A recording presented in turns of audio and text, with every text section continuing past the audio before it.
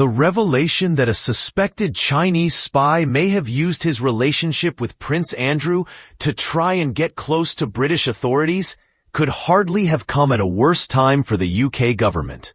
Sir Keir Starmer has been busily attempting to defrost relations with Beijing. The discovery of an alleged China-backed agent at the heart of the British establishment has inevitably resulted in calls for heightened vigilance from China hawks.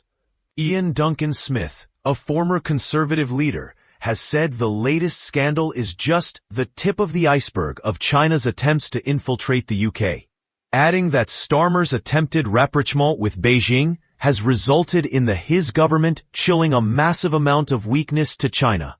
With Donald Trump, who has promised to crack down on Chinese espionage, heading back to the White House next month, it looks likely that the UK will once again have to reassess its China strategy, and quickly. Britain. In its sights, the threat of Chinese espionage has been building for the past 2 decades. During that time, Beijing's demand for intelligence has extended far beyond the remit and tactics employed by spy agencies in the West.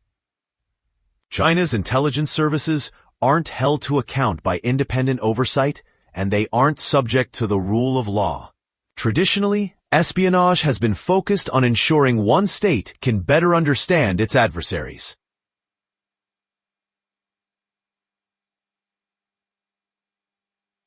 But Chinese agents are also tasked with acquiring Western technology that is then shared with state-run companies, resulting in the lines between intelligence gathering and commerce being blurred to the point of non-existence. Beijing-affiliated hackers are known to be hoovering up reams of UK-held data. In March, GCHQ's National Cybersecurity Center warned that a Chinese state-affiliated actor was almost certainly responsible for targeting UK parliamentarians' emails in 2021. The same year, the UK expelled 3 Chinese spies said to be posing as journalists. In May, then Prime Minister Rishi Sunak pointed the finger at China when revealing a malign actor had compromised British military payroll records. The UK Electoral Commission is understood to have been compromised between 2021 and 2022, with intelligence officials at GCHQ again laying the blame at the door of an agent linked to the Chinese state. And in a rare public appearance, the director of MI5 warned last year that Chinese spies had attempted to make contact with more than 20,000 people in the UK via the internet. A number of other Western states have also reported incidents, impressing concerns of their own in recent years too. An intelligence state, Beijing's approach to espionage is best encapsulated in President Xi Jinping's concept of comprehensive national security, which is a framework for protecting China's socialist system and the governing authority of the Chinese Communist Party, CCP, including that of Xi himself. The result is constant hypervigilance.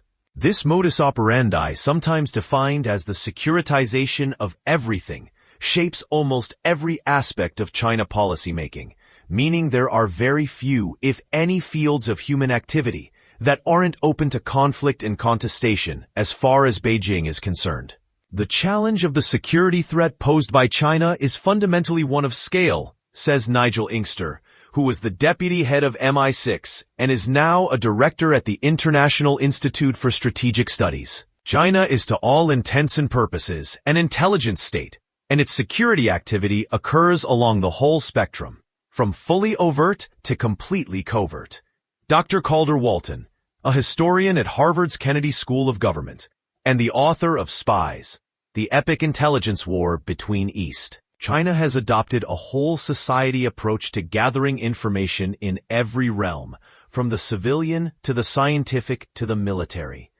Walton says that a former CIA officer told him that the Chinese Ministry of State Security expressly declared war on the U.S. intelligence community as far back as 2005. At the time, Beijing's goal was to first contain and then supplant U.S. influence in Southeast Asia. But the ambition has become bolder since Xi took power in 2012. the CCP now aims to overtake the US as the #1 economic and military power on the global stage. Beijing's grand strategy is to leapfrog the West, which principally means the US, in every important technological sphere, including artificial intelligence, quantum computing, and biotechnology. Intellectual property theft, where it does not possess the necessary homegrown talent in those fields. Beijing feels it is not just permitted, but obliged to obtain that knowledge from abroad. Last year, U.S. citizen Zheng Xiaoqing was jailed for 2 years after taking sensitive files from General Electric Power, where he worked. The information he appropriated and sent to an accomplice in China related to the design and manufacture of gas and steam turbines and was thought to be worth millions. A string of other similar cases involving corporate intellectual property have found their way into U.S. courts in recent years. They include that of Chinese government intelligence officer Xu Yanjun, who was jailed for 20 years in 2022 after being found guilty of plotting to steal trade secrets from multiple U.S. aviation and aerospace firms. Earlier this year, Linwei Ding, a Chinese national and former software engineer at Google, was charged after allegedly stealing more than 500 confidential files from the tech firm relating to artificial intelligence. He was said to be secretly working for 2 Chinese companies. We know that the CCP has been exploiting the bankruptcy courts in the U.S., eyeing up failed businesses and hoovering up intellectual property, says Walton. There are also reports of so-called malign capital flows where a China-backed venture capital firm will promise funding to a startup, gain access to its IP, and then pull the plug. Even American farmers have been targeted. In 2016, Mo Heilong, who worked for Beijing Dabainong Technology Group, admitted stealing patent-protected corn seed from U.S. firms Monsanto and DuPont for commercial use in China. No secret appears to be too banal. A decade ago, Chinese operatives reportedly stole the secret recipe for the white filling inside Oreo cookies. Beijing's intelligence goals in Europe are similarly comprehensive. 5 years ago, the EU's Foreign Service was reported to have warned that it had knowledge of 250 Chinese spies active in Brussels. By comparison, Russia was estimated to have 200 agents working in the Belgian capital, where the European Commission is headquartered. Over the course of the past 12 months alone, there have been numerous incidents linked to alleged Chinese spying on European soil. Chinese security equipment supplier Nuctec's Dutch and Polish offices were raided by EU competition regulators in April. The same month, Sweden expelled a Chinese journalist on national security grounds. And on Wednesday, a Chinese man was arrested on a German naval base. Reports suggested prosecutors are considering spying charges, an unprecedented threat. In 2012, the director of the U.S. National Security Agency warned that cyber espionage conducted by China already constituted the greatest transfer of wealth in history.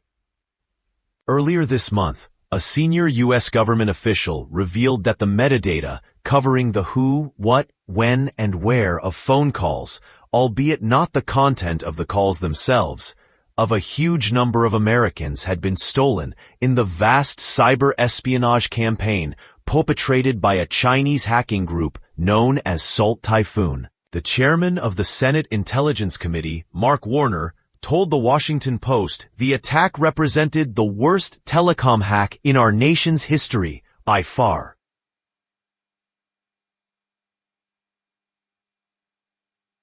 In July 2022, the heads of UK and US security services made an unprecedented joint appearance to warn of the threat from Beijing. FBI Director Christopher Wray said China was the biggest long-term threat to our economic and national security, while MI5 head Ken McCallum said his service had more than doubled its work against Chinese activity in the last 3 years and would be doubling it again. At the time, MI5 was running 7 times as many investigations related to activities linked to the CCP as in 2018. The head of counterintelligence for the FBI in Silicon Valley has told Walton that the resources of his team have been maxed out. The FBI recently said that it was working on more than 2,000 investigations with ties to China, and is on average opening a new one every 10 hours. However, the flood of Chinese money and commerce into the West in recent years has resulted in policymakers either ignoring or downplaying the security implications of Chinese espionage. The agencies were fully alert to the threat, but they were pushing against countervailing commercial interests, says one securities expert. The challenge facing Western intelligence services is now like nothing they have ever faced before.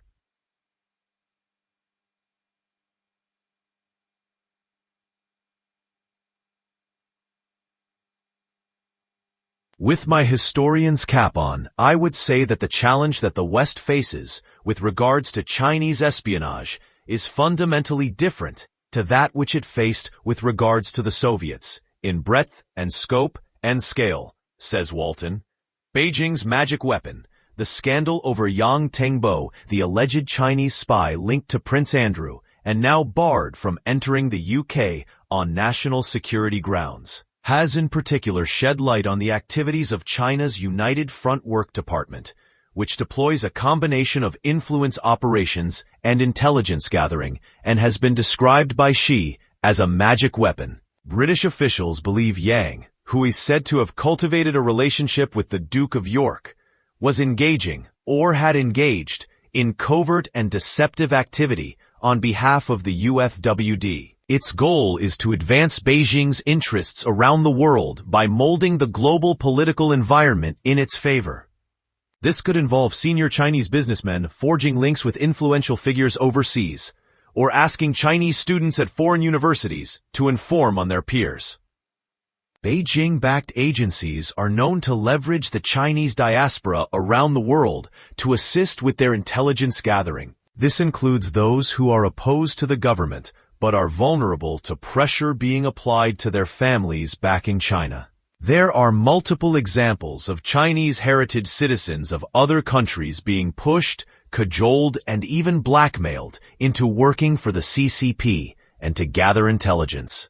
Nixter, an expert on the geopolitical and technological challenges posed by China, says the Chinese have also become very adept at elite capture, whereby senior politicians and business people are persuaded by investment and lucrative sinecures to become advocates for pro-China policies. Walton points out that there's a gray area between legitimate lobbying and espionage.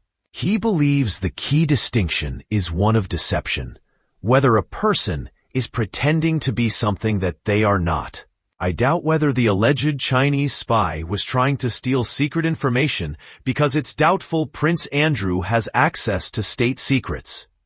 Spy is a catch-all term for espionage, agents of influence, and all other manner of sins. The UK is sliding towards a cake-and-eat-it approach.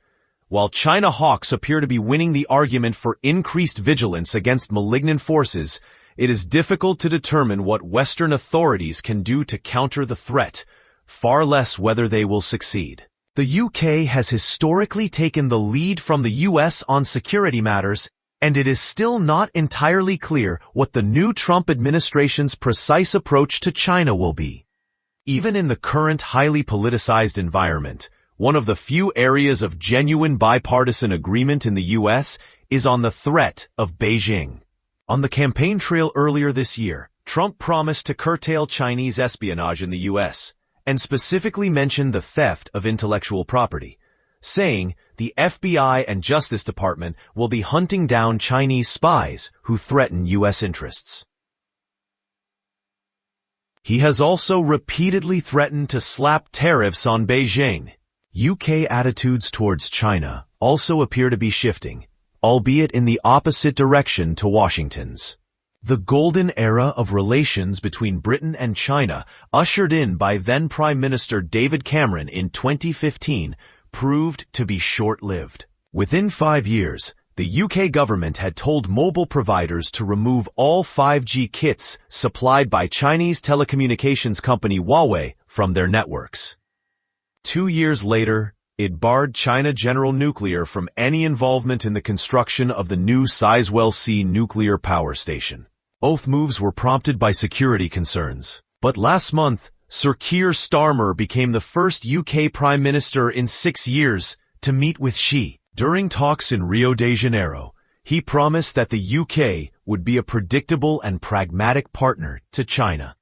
The current government appears keen to re-engage and reset relations, but without much evidence of clear strategic objectives, says one former MI6 officer. The UK seems to be sliding towards a cake-and-eat-it approach. However, with Trump heading back to the White House, the UK's current position may not remain tenable, with intelligence experts predicting that the government will be pushed to make a binary choice. The Huawei decision may well be a harbinger of things to come, a very dangerous moment. Yet security experts are simultaneously concerned that the president-elect may already be undermining his own agenda. Walton believes this is a very dangerous moment for the national security apparatus in the U.S.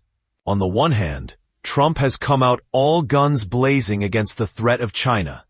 But on the other, he has declared war on the deep state, which appears to include the U.S. intelligence agencies. The intelligence community are not Trump's favorite people, says one former senior officer. We saw during his first presidency that they struggled to tell him things that he didn't want to hear. One of the main roles of the agencies is to tell truth to power. It will also be interesting to see how Elon Musk's influence is brought to bear, as he clearly has substantial commercial interests in China. The former officer adds, citing the Tesla billionaire lined up by Trump to head the newly minted Department of Government Efficiency alongside biotech investor Vivek Ramaswamy. Trump's appointment of John Ratcliffe as the next director of the CIA is considered fairly uncontroversial by security experts. But Kash Patel, the president-elect's pick for the FBI, is another matter. Patel has in the past been an outspoken critic of the agency, has called for the shutting down of FBI headquarters, and is known to have drafted what critics call an enemies list of his opponents. Former U.S. national security officials have also raised concerns about the choice of former Congresswoman Tulsi Gabbard, whom critics accuse of echoing Kremlin narratives, as U.S. Director of National Intelligence, overseeing 18 U.S. spy agencies. Her appointment was praised by Russian state media and has led to questions about whether U.S. allies will be as willing to share intelligence with Washington. Some security experts are worried that Trump's attempts to reconfigure the U.S. security apparatus could undermine its ability to counter the Chinese threat. Some of Trump's appointees are really scary, says Walton. The private sector may find it has to step in with regards to defending itself against Chinese commercial espionage. Beijing gearing up for Trump 2.0. Economists point out that for its part, Beijing can ill afford confrontation of the type that could escalate into a full-blown trade war with the U.S. China has been laboring under ballooning government debt, high unemployment, and low consumption ever since the COVID pandemic. Efforts to revive the flagging economy have appeared increasingly desperate. However, there are signs that Beijing is preparing for trade tensions to ratchet up further. China has already started stockpiling tool-making machines, semiconductors, and the like, and it has bared its teeth a little with the export bans on some critical minerals, says Inkster. It looks increasingly disposed to use its industrial production muscle if things start to get nasty.